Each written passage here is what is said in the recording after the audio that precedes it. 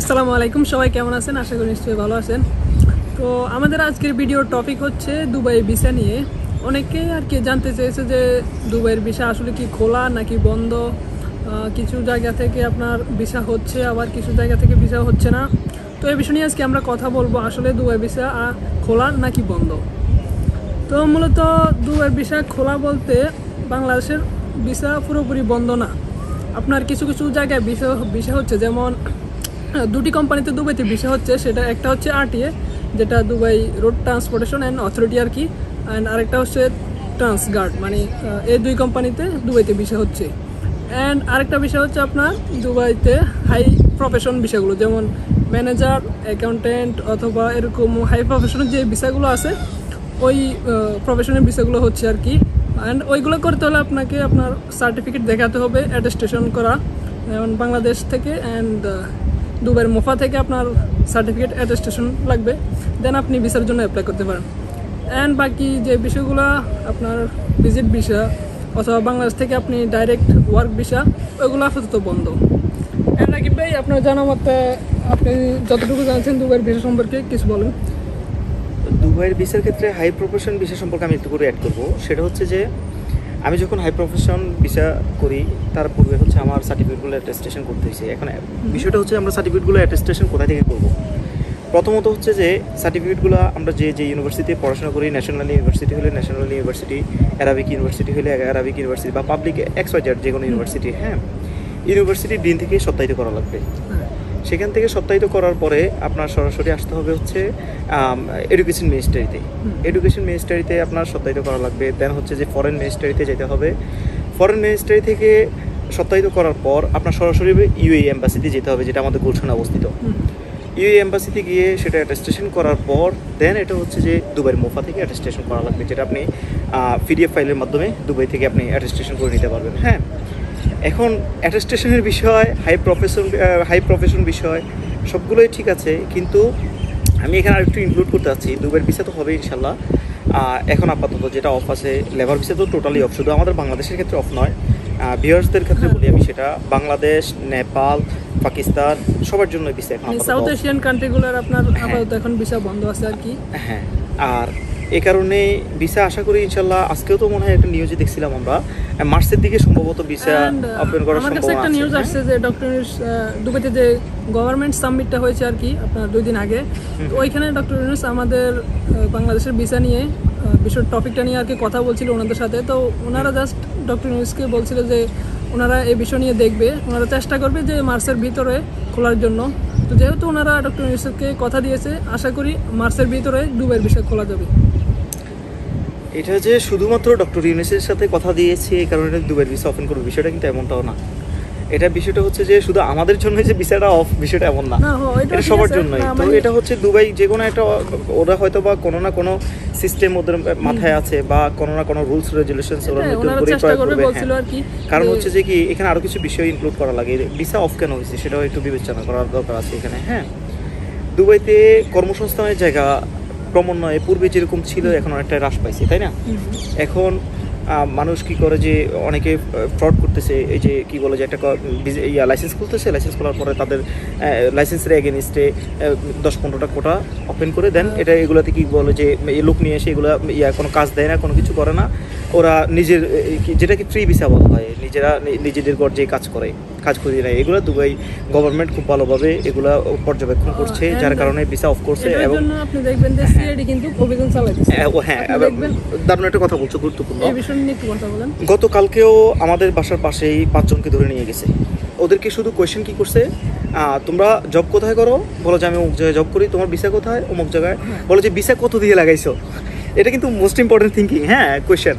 Because যেটা হচ্ছে visa কত দিয়ে লাগাইছো। কারণ দুবাইতে একটা রুলস হচ্ছে যে আমরা আসলে বাংলাদেশ থেকে যেভাবে 8 লাখ, 10 লাখ, 15 লাখ বা 3 লাখ, 3.5 লাখ, 10,000 দিরহাম এরকম খরচ করে আমরা এই দেশের মধ্যে আসি, এখানে ভিসার ক্ষেত্রে শুধুমাত্র 3750 টাকার মতো শুধু একটা ফি আছে, এটা দিতে হয় দুবাই গভর্নমেন্টকে। এছাড়া বাড়তি যে টাকাগুলো দিয়ে আমরা খরচ করে আসি সম্পূর্ণ এগুলো দালাল চক্র খেয়ে ফেলে। এটা কিন্তু ইল্লিগ্যাল। হ্যাঁ, এটা সম্পূর্ণ ইল্লিগ্যাল।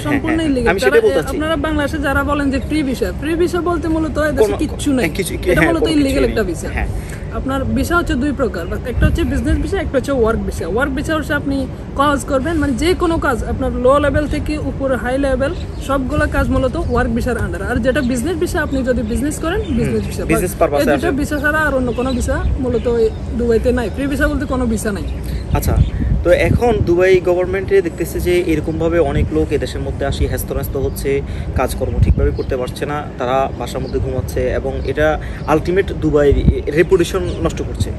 যার কারণে দুবাই গভর্নমেন্ট কি বলে যে সম্ভবত এরকম কোনো পদক্ষেপ নিয়েছে যে কি এদের সবাইকে ধরে দেশে পাঠিয়ে দিবে এবং নতুন করে ওরা যে ভিসা সিস্টেমটা চালু করবে সেটা সম্পূর্ণভাবে ক্লিন। হ্যাঁ, এটা ক্লিনলি হবে এবং এটার মধ্যে সম্পূর্ণ বলা থাকবে যে কি যদি আপনি জব অপরচুনিটি দেওয়ার সুযোগ থাকে আপনার কোম্পানিতে, যদি প্রকৃতপক্ষে লোক প্রয়োজন হয় তাহলে আপনি কি করতে পারবেন, ওই যে লোক একজন লাগুক দুজন লাগুক আপনি এগুলো ইনভাইট করে ভিসা ভিসা নিয়ে আসতে পারবেন। কোনো কোটা ওনারা দিবে না। এবং যে কোম্পানিতে আসবে, মোস্ট ইম্পর্টেন্ট রুলস যেটা, যে কোম্পানিতে আসবে বাধ্যতামূলক তাকে ওই কোম্পানিতেই জব করতে হবে। ওই কোম্পানিতে যদি সে জব না করে তাহলে তা যদি দুবাই গভর্নমেন্টে আরটিএ যদি কখনো ওদেরকে পায় হয়তো বা আবার ভিসা ক্যান্সেল করে দেশে পাঠিয়ে দিবে। এই হচ্ছে বিষয়। দুবাই সরকার আপনার কিছুদিন আগে দেখবেন 2024 আগস্ট থেকে 4 মাসের একটা সুযোগ দিয়েছিল যে যারা অবৈধ অথবা যাদের ভিসায় ফাইন আছে বা এরকম যারা আছে তাদেরকে 4 মাসে একটা সুযোগ দিয়েছিল যে ফাইন মাফ করে দিছে, নতুন করে ভিসা লাগানোর সুযোগ দিছে। তো ওইটা 4 মাস পার হওয়ার পর আর কি সিআইডি অভিযানটা চালাচ্ছে। যারা এরপরও ভিসা লাগায়নি, ইলিগেল ভাবে আছে অথবা এক কোম্পানি থেকে অন্য কোম্পানিতে কাজ করছে, তো সিআইডি অভিযান চালিয়ে ওই লোকগুলাকে ধরে আর কি দেশে পাঠিয়ে দিচ্ছে। হ্যাঁ, এখানে তানভীর তোমার সাথে আমি একটা অ্যাড করতে চাই। সেটা হচ্ছে যে কি এখানে দুবাইতে যারা আছে, আমার সাথে পার্সোনালি অনেকের সাথে পরিচয় হয়েছে এরকম, যারা এই দেশের মধ্যে তোমার আজকে প্রায় 10 বছর 12 বছর 15 বছর ধরে এই দেশের মধ্যে পড়ে আছে, ওদের না ভিসা হচ্ছে না কোনো ভিসা করতে পারতেছে, বা ওরা ইচ্ছাকৃতভাবে অনেকে ভিসা করে না। ওরা চিন্তা করতেছে দূর আমি দেশে যাবো না, এদেশের মধ্যে টাকা ইনকাম করলাম থাকলাম বাস আমার লাইফ চলতেছে। বিষয়টা হচ্ছে এমন। তো এখন এটা হচ্ছে আমাদের দেশ না যে আমরা যেমন মর্জি তেমনভাবে থাকবো, এটা হচ্ছে ভিন্ন একটা কান্ট্রি, ওদের একটা ল আছে। আমাদের দেশের মতো এখানে কোনো কিছু যদি কেউ কল্পনা করে থাকে এটা সম্পূর্ণ তার ভুল ধারণা হবে। আর আরেকটা বিষয় হচ্ছে দুবাই হচ্ছে যে দুবাই শহরটা হচ্ছে পৃথিবীর মধ্যে হাইস্ট 5টা কি বলে যে নিরাপদ শহরের মধ্যে দুবাই অন্যতম। যার কারণে এই দুবাইয়ের মধ্যে আপনার 200 বা 240টা কান্ট্রি থেকে মিনিমাম না হলে 180টা কান্ট্রির লোক কন্টিনিউ যাতায়াত করে এই দুবাইয়ের মধ্যে। ওরা ট্যুরিস্টে আসে। দুবাই খুব আপনারা অবগত আছেন, দুবাই খুবই সুন্দর সুন্দর প্লেস আছে যেগুলোতে মানুষ ভ্রমণ পিপাসু যারা তারা ভ্রমণে আসে। তো এই কারণেই মূলত দুবাই চাচ্ছে যে তাদের যে একটা ব্যাড ইমেজ আছে এই দেশের মধ্যে এসে অনেকে জব পাচ্ছে না, রাস্তাঘাটে ঘুরতেছে, তো এটা তাদের রেপুটেশনের উপর আঘাত আনতেছে। হ্যাঁ, যার কারণে এরা প্ল্যান নিচ্ছে যে কি একেবারেই এই জিনিসগুলো ক্লিন করে ফেলবে, যেহেতু ওদের কান্ট্রির উপরে ওদের কি বলে যে শহর আছে শহরের উপর কোনো ধরনের কিনে আসে, কোনো রেপুটেশনের উপর আঘাত না আসে, আসলে দুবাই শহরটাকে সিকিউর করতে যাচ্ছে। রাইট, আপনি এমন না যে ইলিগেল ভাবে এখানে থাকবেন, আপনি ওপেনলি ঘোরাফেরা করতে পারবেন, এখানে এমনটা না।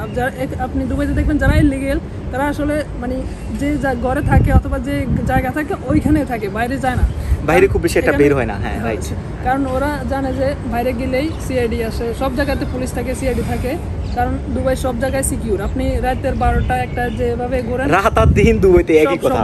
এখানে রাত আর দিন রাত যে ডিফারেন্ট। হ্যাঁ, 24 আওয়ার্স আপনি চাইলে যে কোনো মুহূর্তে রাস্তাঘাটে বেরোতে পারবেন, আপনার মর্জি আপনি ঘুরতে পারবেন, কোনো অসুবিধা হবে না, কোনো ধরনের প্রবলেম থাকবে না। তো ইনশাল্লাহ আজকে আমাদের এতটুকু পর্যন্ত থাকুক, নাকি বলো তানভীর?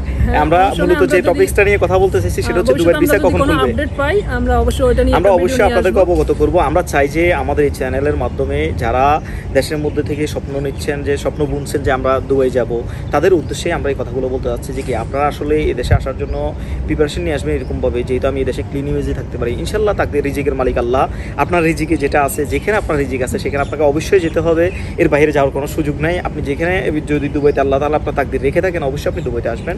আল্লাহ তাআলা আপনাদের মনের আশা কবুল করুক, আপনাদের ফিউচার উজ্জ্বল হোক, আর সাথে আমাদের জন্য দোয়া করবেন আমরা যেহেতু কি বলে যে প্রতিষ্ঠিত হতে পারি, সৎ পথে থেকে যেহেতু সুপ্রতিষ্ঠিত হতে পারি ইনশাল্লাহ। আরেকটা কথা, কেউ কোনো দালালের সাথে কথা বলবে না। দুবাইয়ের ভিসা আপাতত অফ, আপনারা কোনো দালালকে টাকা দিবেন না যদি বলে যে দুবাইয়ের ভিসা খোলা, অথবা এগুলো আপনি মনে করেন পুরো ভুয়া, কারণ এখন দুবাইয়ের ভিসা আপাতত বন্ধ।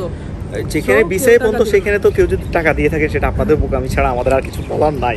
বিষয়টা হচ্ছে এমন। আর দালালরা দেখেন, যখন আপনারা দালালের সাথে কথা বলবেন, আমি সহজ ভাষায় বলি, তখন তারা বলবে যে হ্যাঁ মনে হয় যেন 5 দিনে আপনাদের ভিসা বের করে দিয়ে দিচ্ছে, 5 দিনে হয়ে যাবে। আর আলটিমেট যখন আপনার কাছ থেকে টাকাটা নিয়ে যাবে তারপরে যাই আপনি বুঝবেন যে সময় কয়দিন লাগতেছে, বিষয়টা এমন না তানভীর? হ্যাঁ, আমি অনেক লোক আমার কাছে এরকম প্রশ্ন নিয়ে আসছে যে ভাই উনি বলছে যে আমার এক সপ্তাহ ভিসা হয়ে যাবে, 10 দিনে ভিসা হয়ে যাবে, টাকা নেওয়ার পরে ওনাকে মেসেজ দিই, ওনার কোনো অ্যান্সার নাই, কিছু নাই।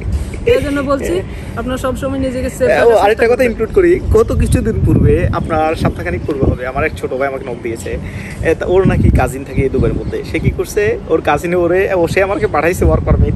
আচ্ছা, ওয়ার্ক পারমিট হচ্ছে বের করা যায়, আপনি যে কোনো একটা কম্পিউটার দোকানে গেলে আপনি এটা বের করতে পারবেন, এটা স্বাভাবিক। আপনার যদি ওই যে লাইসেন্স থাকে, লাইসেন্সের এগেইনস্টে আপনি ওয়ার্ক পারমিট বের করতে পারবেন, এটা খুব কঠিন কিছু না, এটা নাথিং একটা বিষয়। কিন্তু এরা কি করে, নতুন নতুন প্রতারণা হচ্ছে এরকম, ওরা আপনার কাছ থেকে টাকা নিবে, টাকা নিয়ে বলবে যে আমি ওয়ার্ক পারমিট বের করছি, আপনার কাজ সম্পূর্ণ হয়ে যাচ্ছে, আপনি বাকি টাকাগুলো দেন, আমি সরাসরি ভিসা করে নিয়ে আসবো।